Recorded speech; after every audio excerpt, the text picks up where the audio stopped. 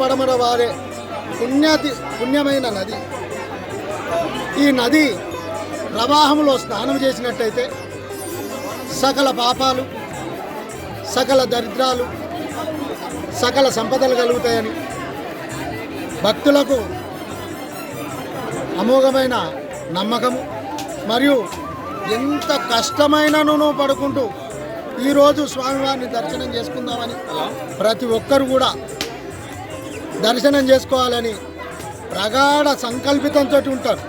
కావలసిన కూరగాయలతోటి పదార్థాలతోటి వంకాయ, టమాటా, చిక్కుడుకాయ, పచ్చిపులుసు వీటితోటే భోజనాలు ఆచరించుకొని ఈ భోజనం ఏంటి అయ్యా స్వామి అని అన్నాడు, సాత్వికమైన ఆహారము, పుణ్యతమైన పొద్దుగాల మబ్బుల 4 గంటల నుండి బ్రహ్మ ముహూర్తం నుండి 3 గంటల నుండి కార్యక్రమము జరుగును. సాయంకాలము 4 గంటల వరకు చర్మ వ్యాధులు పోవును, ఇతిహాస బాధలున్న బాధలు తొలగిపోవును, ఎన్ని కష్టాలున్నా కష్టాలను కడతీర్చును స్వామివారు.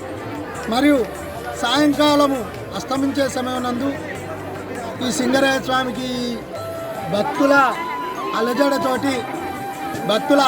చేయబట్టి ఆ స్వామివారికి సొంటి గంధం సాది ఆ గంధము చల్లగా ఉంటుంది కనుక ఈరోజు ఆయనకు తలకాయ నొప్పి లేస్తుందని ఆ సొంటి గంధం పెట్టి శాంతింపజేసి శాంతి మంత్రం చదివి పొద్దున మూలమంత్రం చదివి సాయంత్రం శాంతి మంత్రం చదివి ఈ జాతరను ముగించగలుగుతాం. అనేక గ్రామాల నుండి అనేక జిల్లాల నుండి వచ్చి స్వామిని దర్శనం చేసుకోవడం జరుగుతుంది. ఎన్ని రోజులు జరుగుతుంది జాతర? ఒకటే రోజు పొద్దున మొదలుకొని సాయంకాలం 4 గంటల వరకు, మబ్బుల 3 గంటల నుండి మొదలుకొని సాయంకాలం 4 గంటల వరకు ఈ జాతర జరుగును. చిన్నప్పటి నుండి పుట్టి వెంట్రుకలు ప్రతి ఇయర్ మా వంశం మొత్తము ఇక్కడికే వస్తారు. చాలా ఫేమస్ దేవుడు, అనుకున్న అన్నీ జరుగుతాయి. మా ఇలవైపు దేవుడు సింగరాయ స్వామి. మేము ప్రతి సంవత్సరం వస్తున్నాం. మాకు అన్నీ అనుకున్నట్టు అన్ని కోరికలు తీరుతున్నాయి. ఈ సంవత్సరం కూడా వచ్చినాం. మా పిల్లల పుట్టి వెంట్రుకలు అన్నీ తీసుకొచ్చి ఇక్కడనే తీసుకొస్తాం.